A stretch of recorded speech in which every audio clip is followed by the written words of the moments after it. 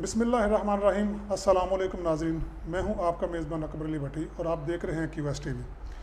नाज़रीन, आज हमारे साथ जो मेहमान मौजूद हैं उनकी तालीमी खिदमात एक ऐसे बैकवर्ड एरिया में हैं कि आप सुनकर हैरान ज़रूर होंगे।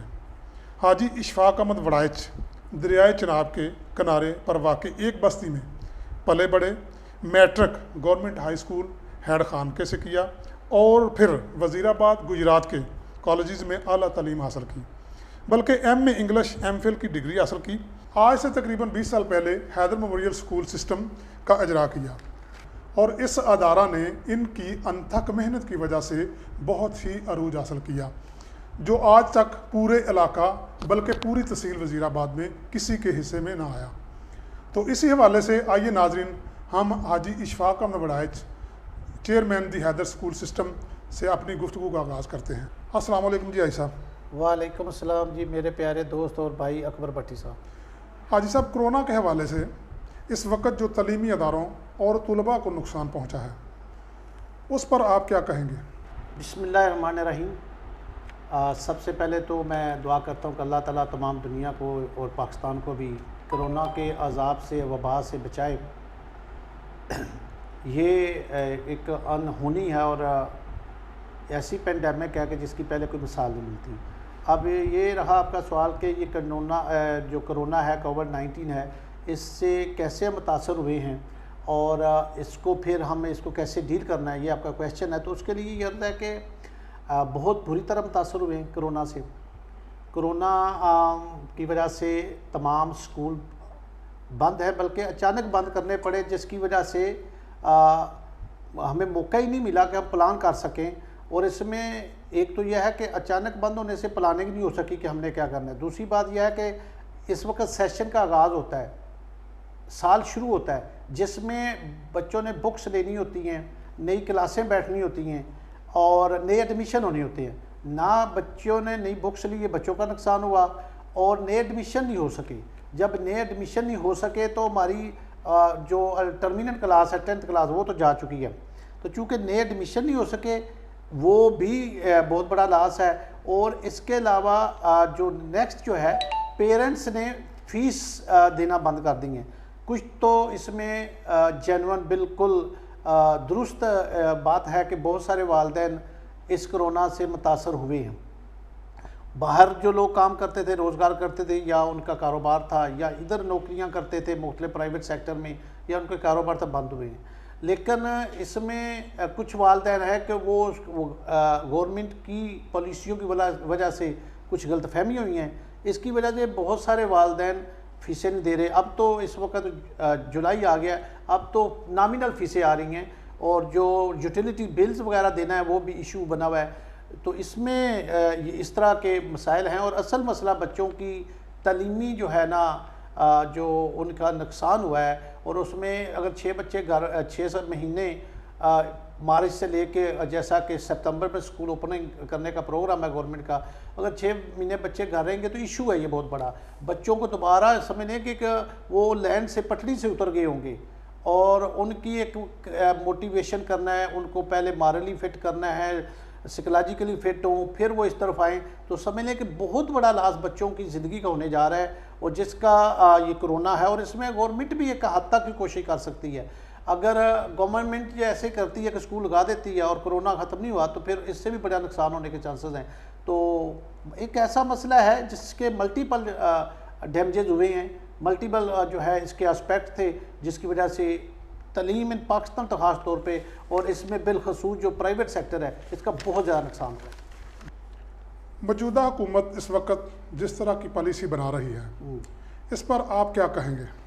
आपका सवाल यह है कि मौजूदा हुकूमत इस वक्त जो पॉलिसी बना रही है तलीम के मतलब, या तलीमी इदारों के मतलब और प्राइवेट सेक्टर के मतलब जो पॉलिसी बना रही है, मैंने तलीमी पॉलिसी का तलीमी पॉलिसी का है। तो इसमें जो है कि ओवरऑल जो मौजूदा गवर्नमेंट है हमारी, उसकी कोई पॉलिसी नज़र नहीं आती। वो पार्ट टाइम जैसे जॉब नहीं बंदा करता, ये कर लो कल वो कर लो, इस तरह ही इनकी पॉलिसीज़ हैं। अब बड़ी उम्मीदें थी कि नई लोग आए हैं, नई गवर्नमेंट आई है और पाकिस्तान में कुछ बेहतर हालात होंगे। तो लेकिन ख़ास तौर पर पिछले 2 साल में देखा गया कि बड़ा इशू है कोई इनकी कंसिस्टेंट और कंसंट्रेटेड पोजीशन, इनकी कोई पॉलिसी नहीं है, ना कोई पोजीशन है। और यही हाल हमारी तलीम के साथ है। तलीम का ये मसला हो रहा है कि मतलब इसमें इनको बड़ी इजीली हैंडल कर सकते थे। इन्होंने वैसे तो लोगों को 12-12 हज़ार रुपया दे के जो लोग थे उनको हेल्प करने की कोशिश की है, लेकिन हमारे सेक्टर में इस वक्त पंजाब की बात कर रहा हूँ तो इसमें 70 से 75 हज़ार स्कूल हैं और इसमें कोई 12-13 लाख जो है सिर्फ पंजाब में ही असातिज़ा कराम है। और अगर 70 हज़ार वो भी डाल लें जो स्कूल मालकान है वो भी बुनियादी तौर पे असातिज़ा कराम है, इसमें इन्वेस्टर बहुत कम है। ये वही लोग हैं कि पहले टीचर थे, फिर ट्यूशनें पढ़ाई, फिर अपना स्कूल आस्ता आस्ता बना लिया। तो ये इशू है। तो इन्होंने बेल आउट पैकेज नहीं दिया, स्कूल बंद रखें जब तक जो है कोरोना के हालात ठीक नहीं होते। उस पर इतना नहीं है और खोले भी जा सकते हैं, अगर दूसरे कारोबार खोले जा सकते हैं तो ये भी खोला जा सकता है। लेकिन इनका जो पॉलिसी है कि यहाँ से जान छुड़ाई जा सकती है, छुड़वा लें, खाम स्कूल खोलेंगे, अभी लोड शेडिंग हो रही है, लोड शेडिंग में और इजाफा होगा और वाम खिलाफ होंगे। तो ये एक सियासी किस्म के जो इनकी पॉलिसीज़ हैं। हालांकि हेल्थ है, ये तलीम है, इसमें सियासत नहीं होनी चाहिए, इसमें प्योर जो है वो इन चीज़ों को देख के कि कितनी इंपॉर्टेंट हमें पॉलिसी बनानी चाहिए। तो इन्होंने सर ये है कि हमें एक तो स्कूल बंद है, दूसरा जैसे यूटिलिटी बिल्स हैं या रेंट्स हैं बिल्डिंग के, इसमें किसी किस्म की हमें फैसिलिटी नहीं आई। और दूसरी बात जो है कि जो हमारे टीचर्स हैं घरों में बैठे हुए हैं, कोई स्कूल तनख्वाह नहीं दे रहा। 1 या 2% स्कूल शायद इस काबिल होंगे, उनके पास इतने रिजर्व होंगे, वो तनख्वाहें दे रहे हो। पहले महीने सब ने दी हैं, दूसरे महीने भी दी हैं, तीसरे चौथे महीने आते आते गुजार इतने रिजर्व नहीं होते। और एक सिंपल सी बात है, मुझे तो इस बात से समझ नहीं आती, स्कूल पेरेंट्स की जो बच्चों की फ़ीस देते हैं उससे चलते हैं। बिल्कुल। तो अगर पेरेंट्स फीस नहीं देंगे तो अदारे कैसे चलेंगे? तो ये मेरी तो अभी भी अपील है तमाम पेरेंट्स से, जहाँ कहीं भी उनके बच्चे पढ़ते हैं, प्राइवेट सेक्टर जो तलीमी इदारे हैं प्राइवेट स्कूल में जो है प्राइवेट सेक्टर में, ये एक एसेट है इस मुल्क का। ये पहले भी इदारे जब नहीं थे तो जैसे तलीम थी वो जैसी थी अच्छी थी, ठीक थी, लेकिन जब से ये प्राइवेट तलीमी इदारे हैं तो तलीम सिर्फ प्राइवेट क्वालिटी एजुकेशन प्राइवेट तलीमी इदारों में आ गई है। और 60% इन्होंने लोड उठाया हुआ है। वालदैन के घर के बहुत करीब 1000-1200 में बच्चे क्वालिटी एजुकेशन कर रहे हैं, फैसिलिटी है घर के करीब है, वैन में दूर नहीं जाना पड़ता। तो अगर पेरेंट्स को ये समझना चाहिए कि अगर ये बात दारे बंद होते हैं, जिस तरह गवर्नमेंट ने हमें लावारस छोड़ दिया, किसी किस्म का हमारे टीचर घरों में फाका कशी कर रहे हैं। और भट्टी साहब ज़िंदगी में पहली मरतबा डरते तो पहले दिन से ही अल्लाह से, अब तो खौफ आता है या अल्लाह ताला को हम कैसे मुँह दिखाएंगे कि हम तो चलो हमारे घरों में तो चूल्हा चल रहा है, और बहुत सारे टीचर हैं प्राइवेट सेक्टर में जहाँ पे चूल्हा चलना महाल हुआ है, बहुत मुश्किल हुआ है। तो ये इस तरह के इनकी जो पॉलिसी है ना, ये पता नहीं इनको समझ नहीं है या कि ये समझना चाहते नहीं है, इनको ग्राउंड रियलिटी का नहीं पता। ये प्राइवेट सेक्टर इसमें बहुत बुरे हालात में, सैकड़ों स्कूल बंद हो गए हैं। हमारे साथी कराम जो हैं वो मुख्तलिफ़ किस्म के काम ऐसे करने पे मजबूर हैं जो कि ज़िंदगी में उन्होंने सोचा नहीं होगा। और चूँकि इसमें ज़्यादातर फीमेल्स हैं, बच्चियाँ होती हैं, और ये कोई मतवसत या खाते पीते घरों से नहीं होती, ये वो बच्चियाँ होती हैं जो मजबूरी के तहत अपनी ज़रूरियात पूरी कर घर चलाने के लिए, वालिदैन को सपोर्ट करने के लिए ये जॉबकारी होती हैं, और वही उनका सोर्स ऑफ इनकम जो इससे रोटी रोटी चलती थी बंद है। और इसकी वजह से ना सिर्फ भूखे बल्कि और बुराइयां जन्म ले रही हैं और बहुत सारे मसाइल पैदा हो रहे हैं। ठीक है। ये गवर्नमेंट को सोचना चाहिए। तो मेरी तो ख़ास ये थी कि मैंने कई मरतबा पहले भी इज़हार किया, कॉलम भी लिखी है, मेरा ये था कि गवर्नमेंट हमें फ़ीसें लेने बंद कर दें, वालिदैन से फ़ीसें बिल्कुल नहीं लेते, और हम जाने अदारों के यूटिलिटी बिल जाने और हमारे घर जाने, हमारे टीचरों को पर मंथ तनख्वाह देते हैं जिस तरह गवर्नमेंट के असातिज़ा को मिल रही है, उसी तरह इनको भी तनख्वाह देना शुरू कर दें ताकि हमारे टीचर सर्वाइव करें। बहुत बड़ा इशू है, बहुत बड़ा प्रॉब्लम है इस वक्त। असातिज़ा को आप भी तनख्वाह नहीं दे रहे जैसा कि आपने बताया, तो गवर्नमेंट को फिर इस हवाले से क्या करना चाहिए? आपने थोड़ी सी तफसील बताई, लेकिन मज़ीद मैं चाहता हूँ थोड़ा। जी, असातिज़ा की पहली बात जो है कि हमने इंतहाई ध्यानदारी से कोशिश की असातिज़ा को पे करने के लिए। मार्च में हमने सबको तनख्वाह दे दी, अप्रैल में समझ लें कुछ 60% को तनख्वाह दी होगी हमने, और हमने कोशिश की कि अगर किसी का एक दिन भी लगाया हमारे पास तो वो पैसे ज़रूर जाए। और जब हमारी ये मई में ईद उल फितर थी तो हमने अपनी एक्स्ट्रा एफर्ट करके, पेरेंट्स से तो फीस बहुत कम आ रही थी, तो हमने ये किया कि ईद होने से पहले किसी के हमारी तरफ ड्यूज़ ना रह जाए, और इसके बावजूद चंद टीचरों को हम उनके कुछ ड्यूज़ थे, थोड़े थे, लेकिन वो पे नहीं कर सके। अब यानी जून में और जुलाई में ये तो बिल्कुल, या 15-16 जो हमारे की मेंबर आ रहे हैं वो इतने, चलो कुछ वालदेन ऐसे हैं जिनकी मेहरबानी, हमारा एसेट भी हैं, किसी भी इदारे का एसेट होते हैं, उनकी जो फीस देते हैं तो हमारा ये यूटिलिटी बिल्स और ये जो हमारी कोर कमेटी है एक हिसाब से 15-20 बंदों की, उनकी पेज निकल रहे हैं। हालांकि हम इस पे बहुत एफर्ट कर रहे हैं। हमने इनको समर पैक दिए, जैसे भी प्रिंट करा के दिए, फिर हमने गूगल क्लासरूम पे तमाम 900 से ज़्यादा बच्चा इस वक्त क्लासें ले रहा है, और हम जूम पे भी लेक्चर दे रहे हैं 6 क्लास तक। तो इसके बावजूद भी पेरेंट्स का एक ओवरऑल माहौल बना हुआ है। तो इसमें गवर्नमेंट की तरफ से कुछ ऐसे बयान आए गए वज़ीर तालीम की तरफ से, जिससे पेरेंट फीस कुछ मजबूर भी हैं और कुछ गलतफहमी की वजह से नहीं दे रहे कि देनी नहीं फीस, और कुछ वालदेन बहुत अच्छे हैं और उनकी वजह से इदारे चल भी रहे हैं, लेकिन ओवरऑल जो टीचर घर बैठे हैं उनको तनख्वाह नहीं मिल रही, ये फैक्ट है। और इसमें गवर्नमेंट को क्या करना चाहिए, उसे अगर बेल आउट पैकेज दे दे तो हमें स्कूल वालों को इंटरेस्ट फ्री लोन दे दें, हमें कर्जे दे दें, जिससे हम ले के हम जिस तरह का हमारे टीचर का मसला है उसको हम सपोर्ट करें, उनको पैसे दें। अगर ये इंटरेस्ट फ्री भी नहीं दे सकते, कोई 1-2% पे हमें लोन दे दें, लोन बैंकों से हमें करवा दें, लेकिन इस तरह की भी कोई पॉलिसी नहीं है, बिल्कुल इग्नोर कर दिया गया है, हालात के रहमो करम पे छोड़ दिया। और मैं फिर बता दूं कि जो प्राइवेट स्कूल के साथ साथ बहुत इंतहाई स्कूलों वाले खुद चले, वो तो फिर भी कुछ ना कुछ उनके एसेट होंगे, लेकिन साथ साथ जो है ना वो बहुत ज़्यादा परेशान है, इंतहाई मुश्किलात का शिकार है, और जैसा मैंने कहा इससे मसाइल जन्म लेना शुरू हो गए। ठीक है, ठीक। अच्छा जी, अच्छा हाजी साहब, आपने अपने इलाका के लिए तालीमी हवाले से बड़ी जद्दोजहद की, एक बैकवर्ड इलाके में आपने बहुत बड़ा अदारा बनाया, इस हवाले से आपको क्या क्या मुश्किलात आई, आपने ये कैसे सर्वाइव किया, ज़रा थोड़ा सा बताएं। इसमें यह है कि 2 बातें होती हैं कि या तो वक्त उस काम के लिए मुनासिब हो, और या फिर आप इस ऐसी जगह पे वो काम शुरू करें कि लोगों की वो ज़रूरत बन जाए, लोगों को वहाँ पे आसानी हो, आना जाना लेना देना वहाँ आसान रहे। तो मैं ये समझता हूँ कि इसमें अल्लाह ताला की करम नवाज़ी से जब हमने डिसाइड किया कि यहाँ स्कूल खोलना चाहिए, उस वक़्त लोगों की ज़रूरत थी, और अब तो बड़ी कोशिश करते हैं तो डिवीज़न होते हैं ना जी, बहुत कुछ करते हैं, तो वहाँ तो तब पता ही नहीं था। और अल्लाह की करम नवाजी ऐसी कि पहले साल दूसरे साल बहुत तेज़ी से हमारे पास एकोमोडेट करना मुश्किल हुआ था।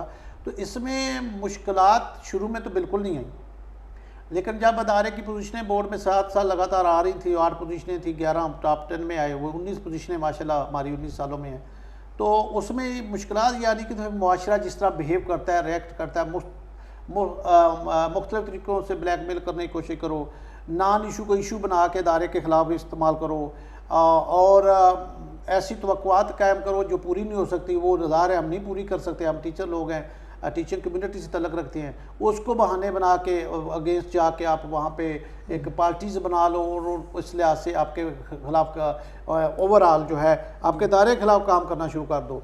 और फिर जिस तरह को दूसरे दारों के साथ भी होता है कि मेरे दायरे में भी ऐसा हुआ, जब दारा बहुत फैल गया और बहुत ज़्यादा नाम अल्लाह ताला ने इज़्ज़त दी, रिज़्क़ दिया, तो यहाँ से टीचरों ने 1-2 मरतबा निकल के वो अपने 2007 में ऐसा हुआ, और फिर 2017 में 2 मरतबा ऐसा हुआ है। तो फिर उसमें क्या होता है कि जो लोग जा रहे होते हैं वो पिछले वाले को अच्छा नहीं कहते, वो ऐसी बातें करते, बंदा हैरान रह जाता है यार, रिज़्क़ कमाने के लिए बंदे को अच्छा नहीं।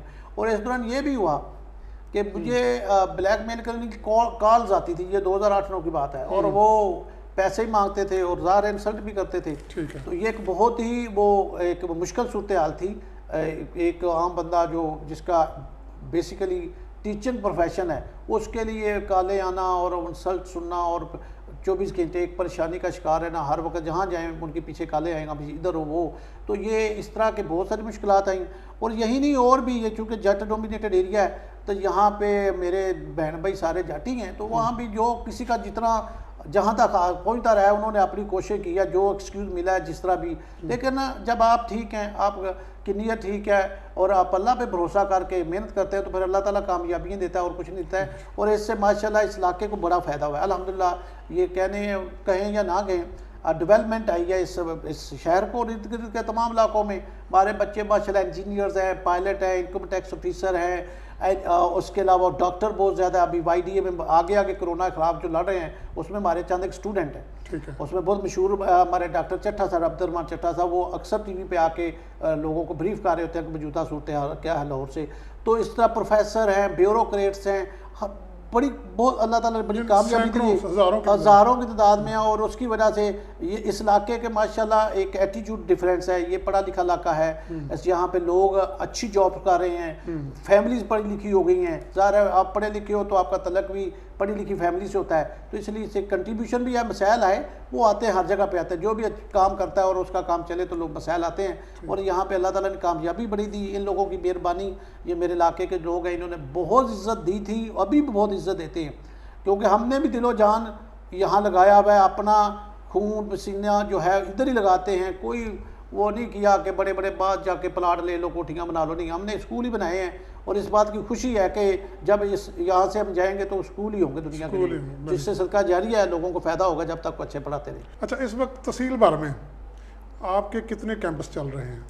जी, इस वक्त तहसील बार में हमारे छोटे मोटे 7 कैंपस चल रहे हैं, उसमें 3 कैंपस तो इधर सारों के चीमा में यहाँ पर इंटरव्यू ले रहे हैं। एक 10 कनाल में हमारा एक कैंपस है वज़ीराबाद में डस्का रोड पे। इसके अलावा 3 कैंपसेज हो रहे हैं रसूल नगर में, ये रेंटेड बिल्डिंग हैं, सब कैंपसेज हैं गिलवाला में। और इसी साल कोरोना से जस्ट पहले हमने क्लास की में एक शुरू किया था, तो टोटल 7 कैंपसेज हमारे इस वक्त चल रहे हैं। हाँ जी, ठीक है। आप तहसील वज़ीराबाद चैम्बर ऑफ एजुकेशन के सदर भी हैं और काफ़ी अरसे से आ रहे हैं। अब तक आप प्राइवेट अदारों के लिए क्या अचीवमेंट कर चुके हैं, इस कोरोना में भी और इससे पहले भी?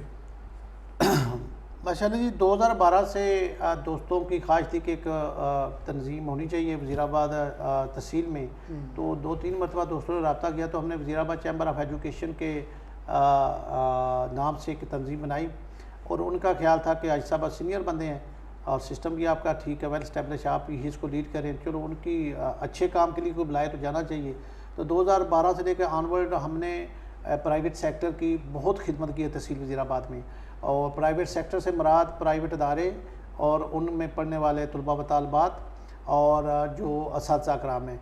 हमने बहुत सारी वर्कशॉप भी अटेंड की और इसमें हर साल बाकायदगी से हमारा नात कंपटीशन होता है। ये जो वर्कशॉप आपने की, ये तंजीम के तहत होती है? ये बिल्कुल तंजीम के तहत होती थी। उसमें हमारे मेंबर स्कूल भी आ सकते हैं और नॉन मेंबर भी आ सकते हैं। और इसके अलावा हमने कंपटीशंस होते हैं, एकेडमिक कंपटीशन में क़िराअत कंपटीशन है, नात कंपटीशन है, क्विज़ कंपटीशन है, स्पीच कंपटीशन है, ये होता है। खेलें वगैरह नहीं है बल्कि हाँ होती है, वो भी होती है। 2016 में तो हमने एक स्पोर्ट्स गाला तहसील लेवल का कराया, जिसमें पूरी तहसील से कुछ 1500 एथलीट थे और उसको हमने 5 कैटेगरी में तकसीम किया हुआ था। और अल्हम्दुलिल्लाह इतना बड़ा जो है इवेंट मुझे नहीं याद कि किसी डिस्ट्रिक्ट हेडक्वार्टर में भी हुआ हो, तो बहुत ज़बरदस्त वो हमारा हुआ था, बड़ा कामयाब हुआ था। उसके अलावा भी हम इंडिविजुअल लीव कराते हैं। और चूँकि अब ये तो कोरोना से पहले थी और हर लिहाज से हम कन्फ्रंटेशन वाले नहीं हैं, लड़ाई झगड़े वाले नहीं हैं, एहतजाज करने वाले नहीं हैं। हम अपनी एक नस्ल तैयार कर रहे हैं और इसी लिहाज से स्कूल वालों को भी हम कहते हैं कि आप जहाँ भी विज़िट करते हैं कहते हैं अपने स्कूल को अपग्रेड करो, फैसिलिटी ज़्यादा करो। अगर आपकी फैसिलिटी ज़्यादा होगी, आपके रिजल्ट अच्छे होंगे तो आपका दायरा वैसे ही आगे जाएगा, इन्वेस्टमेंट का फ़ायदा होगा। अब कोरोना में लिमिटेड था, कोरोना में ज़्यादा कुछ किया नहीं, लेकिन हम दोस्त बिल्कुल इन टच है। हमने कोरोना में क्या किया कि तमाम दोस्तों ने अप्रैल में व्हाट्सएप ग्रुप बनाई, तब हमें एहसास हो गया अप्रैल के दायरे खुलने वाले नहीं हैं। व्हाट्सएप ग्रुप के जरिए इब्तदाई तौर पे हमने वालिदैन और बच्चों से रब्ता शुरू किया और पढ़ाना शुरू किया, ये सब मिलके किया हमने। दूसरे फिर हमने जूम क्लासरूम, उसको पहले हमने आइडेंटिफाई किया, फिर उस पर हमने अपने स्टाफ को ट्रेन किया। और अल्हम्दुलिल्लाह जब 1 जून को स्कूल नहीं खुले तो ज़्यादातर दोस्त जो है इस काबिल हो गए, वो 1 जून से गूगल क्लासरूम, जिस तरह क्लास में बच्चे को पढ़ाते हैं इस तरह टीचर को पढ़ा रहे हैं। और उसके बाद फिर मज़ीद उसमें बेहतरी आई है कि आजकल ज़्यादातर स्कूलों वाले एक दूसरे से सीख के मीटिंग करके समझाने के बाद वो आज जूम पे लेक्चर दे रहे हैं अपनी क्लासेस को। तो ये हमने अपने तहसील वज़ीराबाद में स्कूलों वालों के लिए किया है। तो उसी इंफॉर्मेशन लेटेस्ट मौजूदा हालात में क्या करना है, बोर्ड क्या कर रहा है, वो ब्रीफिंग देनी, वो इन्फॉर्मेशन पास ऑन करनी। मुख्तलिफ व्हाट्सएप ग्रुप बने हुए हैं, बोर्ड की मौजूदा पॉलिसी है, कब क्या होना है, तो ये सारी चीज़ें कोरोना के दौरान चलती रही। अच्छा, ये जो आपके अदारे हैं इस वक्त, ये चूँकि तलीम तो नहीं ना रोकनी, ये किस तरह कोई ऑनलाइन वगैरह कोई कर रहे हैं आप? हाँ, मैंने जैसे अभी बताया कि हमारे पास, मैं अपने दायरे की बात करूं तो हालांकि ये लोकल एरिया है, लेकिन हमने रोज़ों में भी हमारे स्टाफ ने छुट्टियां नहीं की, और रमज़ान के दौरान और ईद की छुट्टियां भी हमने सिर्फ एक छुट्टी की, और उसके अलावा जो संडे थे वो भी ऑफ किए, क्योंकि 1 जून को स्कूल ओपन होने थे तो गवर्नमेंट ने बाद में छुट्टियां कर दी मज़ीद 2 माह के लिए। इसलिए हमें दिन रात एक करके तो हमने ये गूगल क्लासरूम, जिसमें बच्चे ऐसे ही पढ़ते हैं जैसे क्लासरूम में पढ़ते हैं, टीचर अपने लेक्चर तैयार करके उसमें गूगल क्लासरूम में डालते हैं, बच्चे वहाँ पे बिल्कुल सवाल पूछ सकते हैं। तो ये एक बहुत बड़ी मैं समझता हूँ अचीवमेंट हूँ। और जब ये देखता हूँ कि 900 बच्चा, इससे भी ज़्यादा कुछ बच्चे हमारे गूगल क्लासरूम में पढ़ रहे हैं, तो बड़ी खुशी होती है कि हमने इस सख्त वक्त में, कोरोना पेंडेमिक के वक्त में, हमने अपने बच्चों का लॉस नहीं होने दिया। इसमें बड़े मसाइल आए, पेरेंट्स के बाद मोबाइल हैं तो उन्हें इस्तेमाल नहीं करना आता, जीमेल आईडी उनकी नहीं थी, उसके अलावा वो जूम को, उसको गूगल को कैसे हमने डाउनलोड करना है, ज्वाइन कैसे करना है, तो समझ लें कि हमारे बंदे स्टाफ ने एक एक बंदे को बुला के खुद ये सारा करके दिया है। तो बल इस एरिया में हमने गूगल क्लासरूम पे जो है लोगों को ज्वाइन किया, तो उसमें पेरेंट्स को हम बुला के हर किस्म की हेल्प करते रहे। उसमें हमने इनको जीमेल आईडी तक बना के दिया। कुछ लोगों के पास एंड्रॉयड फ़ोन था लेकिन उनको ये नहीं पता था कि जीमेल आईडी भी कोई चीज़ होती है, वो बना के दी। गूगल क्लासरूम जो है डाउनलोड करके दिया, उसको ज्वाइन कैसे करना है, तमाम के पासवर्ड कैसे लगाना है, ये सारी एफर्ट जो है ये मई में होती रही और कुछ किसी हद तक जून में भी हुई। और अल्हम्दुलिल्लाह मुझे इस बात की ज़ाती तौर पे बहुत खुशी है, 900+ स्टूडेंट जो ऑनलाइन गूगल क्लासरूम जो है ले रहे हैं, और ये काफ़ी हद तक हमने कंपनसेट कर दिया। और बच्चों को जो नुकसान होना था, जो एक लिहाज से बिल्कुल उन किताबों से और स्कूल से दूर हो गए थे, उस नुकसान को हमने काफ़ी हद तक बचा लिया है। और बच्चे हमारे वालिदैन, क्योंकि वीकली मेरी मीटिंग होती है, इनको एक लिहाज से वेबिनार समझ लें कि सेमिनार समझ वालिदैन ऑनलाइन जूम पे मेरी वीकली 12 से 1 बजे तक PTM होती है वालिदैन से, तो उसमें मेरा स्टाफ भी सारा ऑनलाइन होता है और तमाम तहसील से वालिदैन भी होते हैं। तो उनका जो फीडबैक आता है ना, वो बहुत ज़बरदस्त, बहुत खुश है। वो कहते हैं सर बहुत आपके इदारे से बहुत खुश हैं, उन्होंने आपने हमारे बच्चों का लॉस होने, बल्कि बच्चे घर में बैठ के शरारतें करते रहते थे, तो अब आपने वो काम कर दिया कि चूँकि ये कंप्यूटर और मोबाइल इस्तेमाल करना चाहते थे, उससे पढ़ते हैं, तो दोहरा फ़ायदा हुआ है कि ये हमारे मोबाइल भी नहीं ख़राब करते, क्योंकि आपका काम करते हैं, इस पर पढ़ते हैं, इस पर पेंटिंग करते हैं वगैरह वगैरह। तो अल्हम्दुलिल्लाह बहुत ज़्यादा सेटिस्फेक्शन, ज़ाती तौर पे हमारे वालिदैन बहुत खुश भी हैं और सेटिस्फाइड भी हैं। उनकी तरफ से फीडबैक वीडियो की शक्ल में आता है, SMS की शक्ल में आता है, और जो वीकली मेरा उनके साथ इंटरेक्शन होता है जूम पे, उस पर भी वो इसका इजहार करते हैं, बहुत खुश हैं। Thank you. अच्छा जी, थोड़ा सा बैक में जा रहा हूँ। आपको साबिक सूबाई वज़ीर तलीम जी मियाँ मसूद, हाँ जी, उन्होंने सर सैयद का लक़ब दिया था। जी जी, इतने लक़ब से, इतने बड़े लक़ब से उन्होंने नवाजा था, आप कैसा महसूस करते हैं आज तक? हाँ, इसमें ये है कि इससे पहले राजा ख़ातम हुसैन साहब थे, और उस वक़्त के वो एग्जेक्टिव डिस्ट्रिक्ट ऑफिसर थे, EDO थे, उस वक्त EDO लगता था, CO कहते हैं। तो उन्होंने पहले आए तो उन्होंने जब हमारी बोर्ड में पोजीशनें देखी, हमारे स्कॉलरशिप देखे, परसेंटेज देखी, ग्रेड देखे, तो उन्होंने भी ये मुझे कहा कि आप एरिया के सर सैयद हैं। और इसके अलावा चेयरमैन बोर्ड थे हमारे कर्नल मसूद अलैक, बड़े कमाल के चेयरमैन इस गुजरांवाला को वो नसीब हुए, उन्होंने भी ये कहा। और फिर 2006 में जब हमने बोर्ड टॉप किया, और हमारे उस वक्त वज़ीर तलीम मियाँ मरान मसूद साहब थे, वो जब एनुअल फंक्शन में आए तो उन्होंने ज़ाहिर है डेफिनेटली एक गवर्नमेंट की तरफ से बैक मिल गई। उन्होंने इस बेस पे अनाउंसमेंट की कि मैं अनाउंस करता हूँ कि आप इस एरिया के सर सैयद हैं। और यही नहीं है कि अभी आप वज़ीराबाद चैम्बर ऑफ एजुकेशन के हवाले से पूछ रहे थे, उसकी बेस पे कारकर्दगी की बेस पे तो हमारी पाकिस्तान ओपन लर्निंग एक ऑर्गेनाइजेशन है लाहौर से, उन्होंने उसके सदर की हैसियत गोल्ड मेडल दिया। और इसके अलावा गुजरांवाला बोर्ड ने भी, एक तो बच्चे जब पोजीशन लेते हैं तो उनको देते हैं वो सर्टिफिकेट्स और गोल्ड मेडल, उन्होंने भी गोल्ड मेडल दिया था कि आपके तमाम बच्चे हर साल पास हो जाते हैं। वो उसकी शील्ड पड़ी हुई है, वो गोल्ड मेडल बना हुआ है। उसके अलावा शील्ड ऑफ मेरिट भी उन्होंने दी लहदा से, बहुत खूबसूरत बोर्ड वाले, बहुत ऐसा कम होता है कि बोर्ड वाले इस तरह दें। तो उसकी वजह से कि हमारी मुसलसल उस ये जो 2000 की जो एक डिकेड था, 2005 से लेकर 12-13 तक मुसलसल पोजीशनें आई और ग्रेड और उसकी वजह कि हमारे बच्चे आज बहुत कामयाब हैं। उस ज़माने में बड़ी कमाल की एजुकेशन और उनकी परसेंटेज और डिवीज़न बढ़ रही थी। वो जहाँ जाते हैं मेरिट पे सिलेक्ट होते हैं और वो कामयाब हो जाते हैं। ठीक। अच्छा जी, गवर्नमेंट इस वक्त नसाब के हवाले से इक्वल कर रही है पूरे पाकिस्तान में, इस हवाले से आप क्या कहेंगे? जी मेरी तो शदीद ख्वाहिश है कि एक ही निसाब हो, ठीक है। पूरे पंजाब में एक निसाब हो, पूरे पाकिस्तान में एक निसाब हो, तमाम बच्चे एक ही निसाब पढ़ें।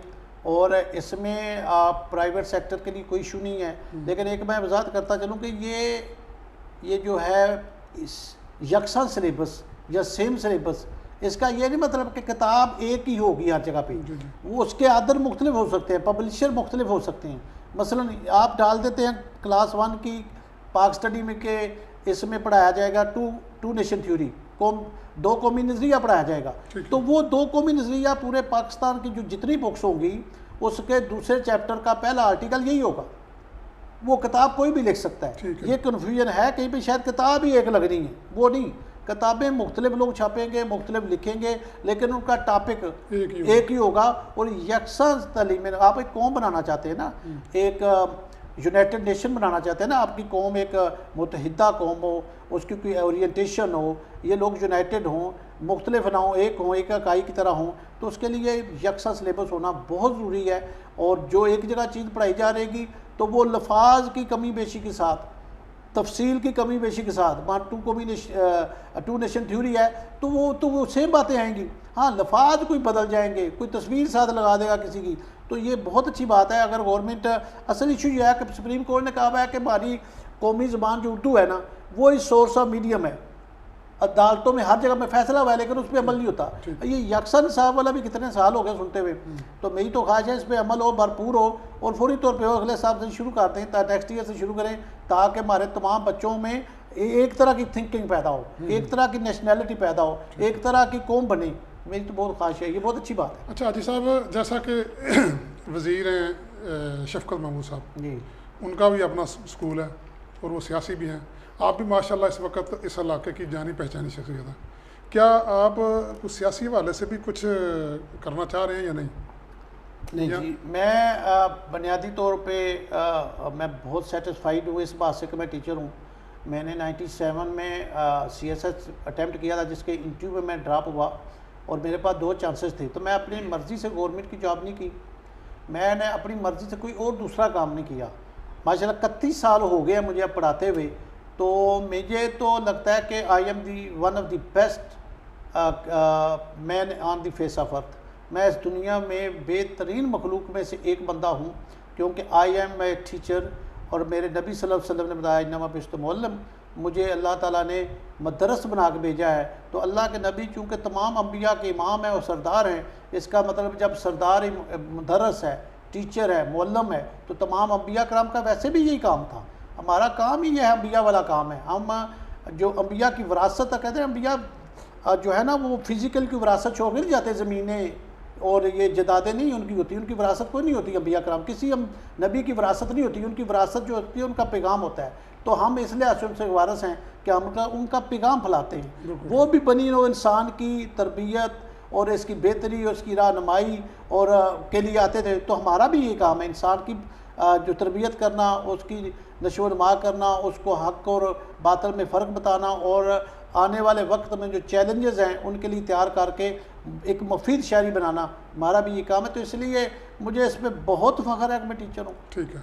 आजकल अलहदा बात है कि टीचर का नाम ले तो माफिया लोग कह देते हैं। ठीक है जी, मुझे इस चीज़ की बहुत खुशी है कि मैं उस्ताद हूँ। तो रही बात सियासत की, मेरा मजाज ही नहीं है ऐसा। मैं सियासत में वैसे भी नहीं आना चाहता, लेकिन जब मैं सोचता हूँ कि मैं इंतज़ार है, मैं गलत बंदे के साथ ना बैठ सकता हूँ, ना उठ सकता हूँ, ना गलत बात मैं बर्दाश्त करता हूँ। मेरा अभी भी अपना रवैया ये है सोसाइटी में, जिन बंदों का मुझे पता है शायद गड़बड़ करते हैं या ठीक नहीं है या चौधरी टाइप है, तो मैं उनसे अवॉइड करने की कोशिश करता हूँ। तो सियासी लोग तो पता है उन्हें हर किसी के साथ जाना होता है, हर किसी के पास जाना होता है, उन्हें वोट चाहिए, अच्छा है बुरा है जैसे भी। तो इसलिए सियासत मेरे मजाज के मुताबिक नहीं है, ना मैं आना चाहता हूँ, ना आऊँगा, ना कभी इसमें कोई ऐसा चांस है। अच्छा जी हाजी साहब, ये एक बड़ा ना मुहावरा सुना हुआ है कि हर कामयाब आदमी के पीछे किसी न किसी का हाथ होता है, ज़रा थोड़ा सा इस पर देखें जी। वालदैन की तरबियत, जैसे अभी आप मेरे बेटे को तले पूछ रहे थे, ज़रूर काउंट करती है। और उसके बाद जो रूहानी वालिदैन होते हैं साजा कराम की, जिनकी हमें हर हालत में इज़्ज़त करनी चाहिए। अगर आप एज ए नेशन आगे जाना चाहते हैं तो फिर साजा की बहुत इज़्ज़त। मेरे साजा प्राइमरी से लेके आखिर तक, मास्टर तक, यूनिवर्सिटी तक, तो मैं तो दिलो जान से उनकी इज़्ज़त करता हूँ और यही समझता हूँ कि मेरी ज़िंदगी में जो कुछ है उनका बहुत बड़ा कंट्रीब्यूशन है। ठीक है। और जहाँ तक ये इदारा चलने में, इसमें ये जिनकी तस्वीर पीछे लगी हुई है, हाजी अब्दुल सत्तार साहब, इन्होंने मेरे साथ बहुत अच्छा सलूक किया। मुझे इनके होते हुए किसी चीज़ की कमी का एहसास नहीं होता था, मैं फ़िक्रमंद नहीं होता था मुझे पैसे चाहिए, कोई और चीज़ चाहिए। तो इनका किरदार है। लेकिन मैं बुनियादी तौर पे समझता हूँ इंसान की तो अपनी तो मेरा हक इतनी खूबी या काविश कामयाब नहीं होती, ये सब अल्लाह ताला का दिया हुआ है। ठीक है। अल्लाह ताला जो है उसके हुक्म के बगैर कुछ नहीं होता। आप सिर्फ कोशिश करो दयानतदारी से, ईमानदारी से, और उसके बाद जो होना होता है, जो नहीं होना होता, जो आपका होता है अल्लाह ताला दे देता है, जो आपका होता है नहीं देता। और फिर अल्लाह ताला जब आपकी बेहतरी चाहता है ना कि इहदिन सिरातल मुस्तकीम सिरातल लज़ीना अनअमता अलैहिम, जब अल्लाह ताला से कहते हैं ना कि मुझे रास्ता सीधा दिखा दे, उन लोगों का रास्ता जिन पे तेरा नाम हो, गैरिल मग़दूबि अलैहिम वलद्दल्लीन, उनसे बचा ले जिस पे तुम्हारा अजाब नाज़िल हुआ। तो फिर अब मैं तो ये समझता हूँ इस दुनिया में अगर पहचान आएगी तो आप गलत रास्तों से दूर रहें, अल्लाह आपको अच्छे दोस्त दे दे, अच्छी कंपनी दे दे, अच्छी सोच दे दे, अच्छी जगह दे दे। स्कूल से बढ़ के अच्छी जगह कौन सी होती है? मस्जिद के बाद। तो ये अल्लाह ताला ने इसके गालबन में इसके लिए ही फिट था, इसलिए मुझे अल्लाह ताला ने इधर भेज दिया। इसलिए आज से मैं बहुत से ज़्यादा खुश हूँ। मैं समझता हूँ कि अल्लाह ताला ने मुझे एक बेहतरीन इंसान बनाने के बाद एक बेहतरीन ज़िंदगी दी है, बेहतरीन माहौल दिया है, बेहतरीन लोगों में अपनी ज़िंदगी गुजार रहा हूँ। और एक बात याद रखें, मेरा मुल्क पाकिस्तान बेहतरीन मुल्क है। आबादी के लिहाज से 5वें नंबर पर, रकबे के लिहाज से गालबन 35वें नंबर पर। इतनी बड़ी ताकत है, दुनिया जहान की हर चीज़ इसमें अवेलेबल है। लंबे लंबे साहल है, ऊंचे ऊंचे पहाड़ है, वसी ज़रख़ेज़ ज़मान है, आपके मैदान है, और उसके साथ इसमें सहरा हैं। क्या चीज़ है जो यहाँ नहीं मिलती? बेहतरीन नहरी निज़ाम है, लंबे लंबे दरिया हैं। तो इसमें दुनिया की हर, ये कहते हैं स्ट्रेटजिक लोकेशन, वो पाकिस्तान की वाकई बहुत इम्पोर्टेंट है। लेकिन दुआ करें इस मुल्क को अच्छे हुक्मरान मिल जाए और किसी बात की कमी नहीं है, अच्छे हुक्मरान मिल जाएं। और दूसरी ये कि तलीम की तरफ तवज्जो दें। हमारी बच्चियां तो है माशाल्लाह पढ़ रही हैं, जहाँ कुछ ऐसे इलाके हैं जहाँ भी बच्चियों को नहीं पढ़ाया जाता। औरत ज़ात को पढ़ाएं, अगली नस्ल खुद ही पढ़ जाएगी। औरतों को पढ़ाएं, बच्चियों को पढ़ाएं, और अच्छे हुक्मरान आ जाएँ और ये औरतों को पढ़ा दें। दो काम ये कर दें, मेरी नज़र में ये पाकिस्तान बड़ी स्पीड से, पहले माशाल्लाह किसी से काम नहीं है, बहुत आगे जाएगा। अच्छा जी, आखिर में आप अवाम को पैगाम दे दें। हाँ जी, मेरा आखिर में अवाम के लिए पैगाम ये है कि जिस मुल्क में हम रहते हैं बहुत अजीम मुल्क है। मैंने पहले भी अर्ज़ किया, इसमें किसी किस्म की कोई कमी नहीं है। तब्दीली हमेशा ऊपर से नीचे आती है, जैसे बारिश पहाड़ की चोटी पे होती है तो नीचे आती है, और फिर दरिया बनते हैं, फिर नहरें बनती हैं, फ़ायदे फ़ायदे होते हैं। लेकिन बदकिस्मती से हमारी पहाड़ की चोटी जो है वो बहुत करप्ट है। वहाँ पे नहल और नलायक लोग आते रहे हैं पिछले 72 सालों में, तो वहाँ से तो आपको पानी मिलने वाला नहीं है। आप अपने तौर पे अपने आप को दुरुस्त करें। सोना 100 साल ज़मीन में दबा के रखें, 100 साल बाद निकालें, वो सोना ही रहता है। और लोहे को पॉलिश कर करके रखें, उसको जंग लग के रहता है। इसलिए जो अच्छी बातें हैं वो अडॉप्ट कर लें। खुदारा ये दुनिया के फैशन और रस्म व रवाज, जिद्दत में झूठ, फरेब, मकर, अयारी, इससे बाज रहें। अपने रिश्तेदारों से बेहतर सलूक करने की कोशिश करें, और तलीम ही तब्दीली लाएगी। ये मेरा कंसिस्टेंट व्यू है। हर जगह पे मैं जब भी जाता हूँ ये बताता हूँ, तब्दीली नहीं आनी। तब्दीली अगर अच्छे हुक्मरान आ गए तब भी तब्दीली तलीमी अदारों से आनी है, मदारस से आनी है, मसाजिद से आनी है, स्कूलों से आनी है, कॉलेज यूनिवर्सिटियों से आनी है। तो अपने बच्चों पे ये जो खराफात है, ये दुनिया की जो गैर तरक्की रोकने वाली जो रस्म और रवाज हैं, शादियों में पैसे लगाते हैं और मुख्तलिफ़ किस्म के और हमारी रस्में हैं, फ़ौत होने के बाद इतने इतने पैसे लगा देते हैं, ये छोड़ दें और बच्चों को पढ़ाई में लगा दें। और देखें मेरे मुअज़्ज़ज़ पाकिस्तान के रहने वालों, इसमें ये देखें कि हमारे मुल्क में कोई बंदा मुहक्किक नहीं है, रिसर्चर नहीं है, कोई रिसर्च करने वाला नहीं है। सारे पढ़ते हैं, जॉब करते हैं, छोटी मोटी जो है नौकरी कर लेते हैं या भाई हमारे मुल्क में चूँकि तलीम के लिए जो बजट बहुत कम लोगों किया जाता है, एलोकेट किया जाता है। इसकी वजह से रिसर्च लेबॉर्ट्री नहीं है, रिसर्च सेंटर ही नहीं है, हमारे साइंसदान ही नहीं पैदा हो रहे। इसलिए आप खुद से अपने आप को इस तरफ लगा दो। एक तो अच्छाइयाँ अपना लो और उसके लिए अल्लाह ताला की जो किताब कुरान हकीम है वो बेहतरीन है, तर्जमे के साथ पढ़ो। दूसरा अपने बच्चों को पढ़ा दो। मेरा आपसे यही पैगाम है और यही दरख्वास्त है। जी नाज़रीन, आपने हाजी इशफाक अहमद वलायत की बहुत ही सूदमंद गुफ्तगू सुनी। इनकी बातें जो सच पर मुबनी थी, हमें इस पर अमल करना है और माशरे उस वक्त ही तरक्की करते हैं जब उनकी सोच पॉजिटिव हो। तो हमें अपनी सोच को पॉजिटिव करना है, अपने आप को ठीक करना है, दूसरों के लिए अपना आप को वक्फ करना है। इसी बात के साथ प्रोग्राम का वक़्त ख़त्म हुआ है। इजाज़त चाहता हूँ, अपने मेज़बान अकबर पट्टी को इजाज़त दीजिए। अल्लाह हाफ़िज़।